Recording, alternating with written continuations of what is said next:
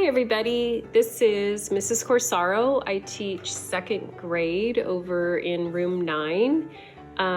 When I was asked to share a holiday story with all of you, the first one that came to mind is this book called A Wish for Wings That Work. It always just kind of touches my heart, so I hope that you enjoy it. You can use your schema. What do you know about penguins and their wings? So, a wish for wings that work.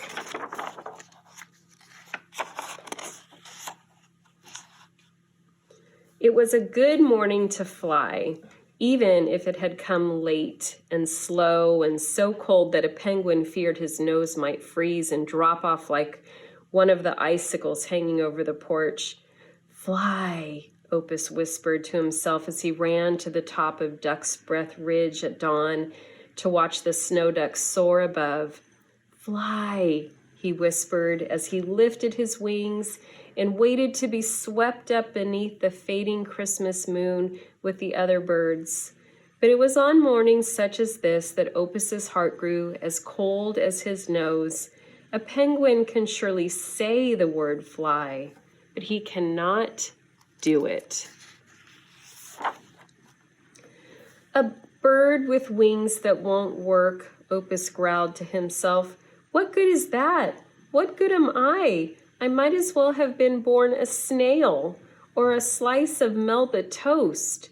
One day during lunch, he climbed the statue in the park and offered to share his last pickle with the pigeons, but they just rolled their eyeballs around and moved away. It is not our pleasure, they sniffed, to share pickles with birds whose wings do not work.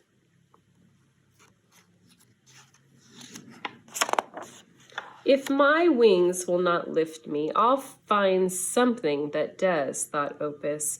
He heard a man screaming on TV about a new product everyone should own called a flap-o-matic. Opus quickly ordered one. When it arrived, he put it together and hoped everything was right since the instructions were in a different language. Opus carried it up to Vulture Gorge, strapped it on, and wound up the rubber band. Stepping to the edge, Opus looked down to the bottom 3 miles below. Yow, he gulped. He sighed. He walked back home and spent the rest of the day cooking anchovy Christmas cookies, which wasn't nearly as dangerous.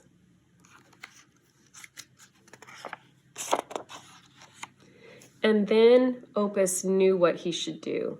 That night, as he sat in front of his warm fireplace, considered his words carefully, and wrote an important letter.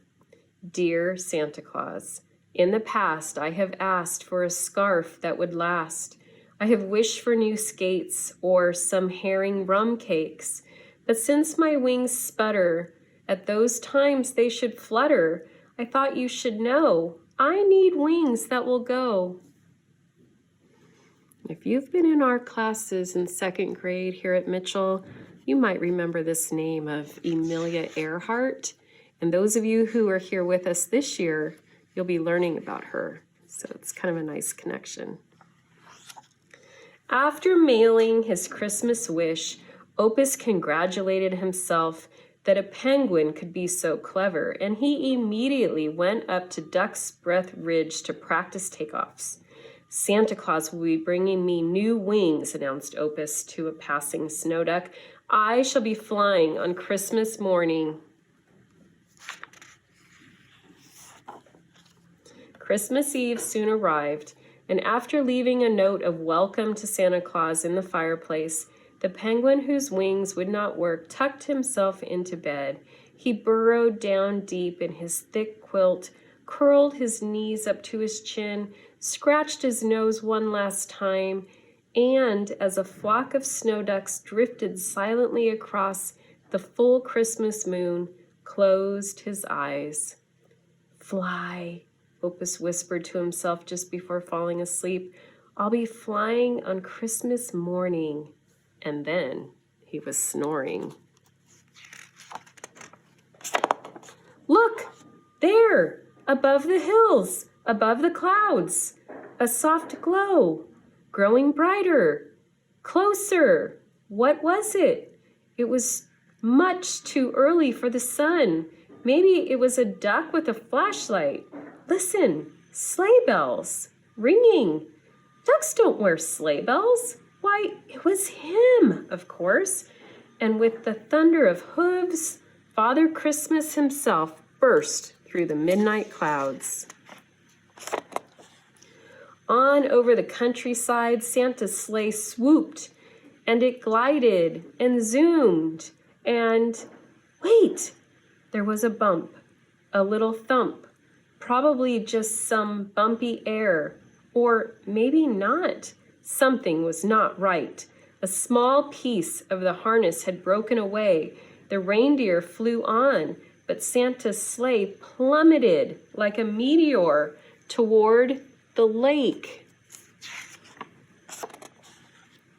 "Hello, wake up, emergency," a voice hollered. "Who's jumping about on my bed?" asked Opus, rubbing the sleep from his eyes.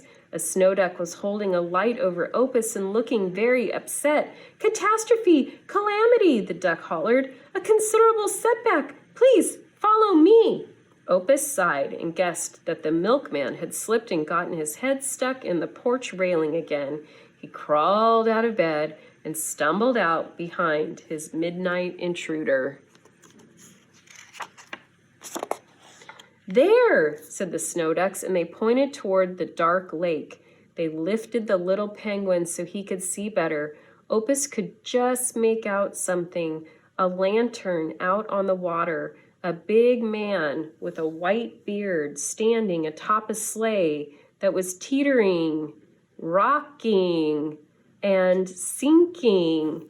Opus gasped in horror. Down the snowy bank, Opus scampered, a flash of black and white as he hit the water. With a roar, a shimmering curtain of spray erupted behind the rushing missile. It held in the air for the longest seconds, catching the moonlight before falling. Toad frogs leaped, catfish jumped, and Opus flew strong and fast through the icy water, a wonderful, roaring, graceful torpedo sailing through the darkness. He was swimming, and swimming, after all, is what penguins do.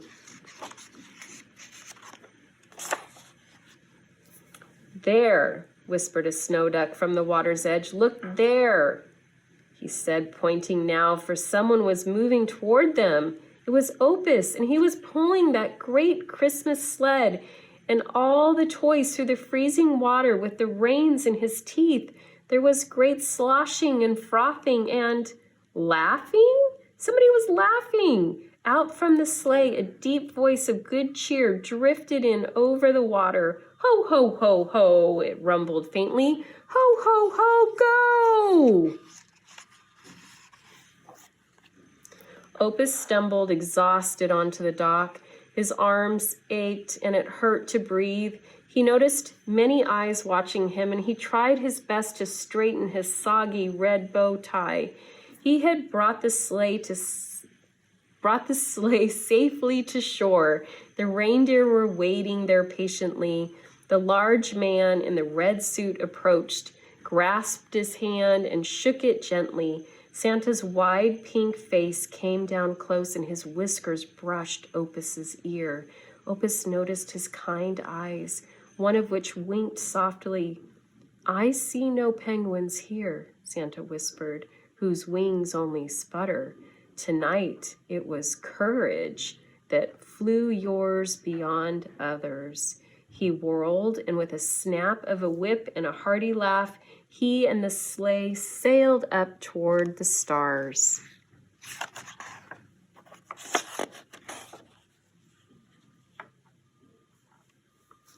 Opus awoke Christmas morning and stumbled sleepily to the door, but he found something besides the morning paper outside. He rubbed his eyes in disbelief.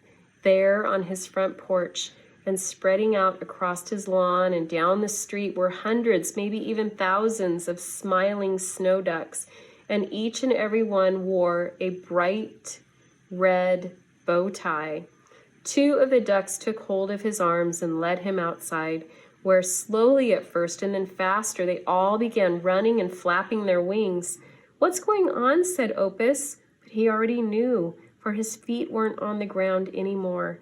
Over the street and above the houses, those ducks carried Opus until they were way, way above Duck's Breath Ridge. Down below, people looked up, for they could hear a voice somewhere above the clouds. It was a penguin whose wings didn't work, laughing because he surely was flying on Christmas morning.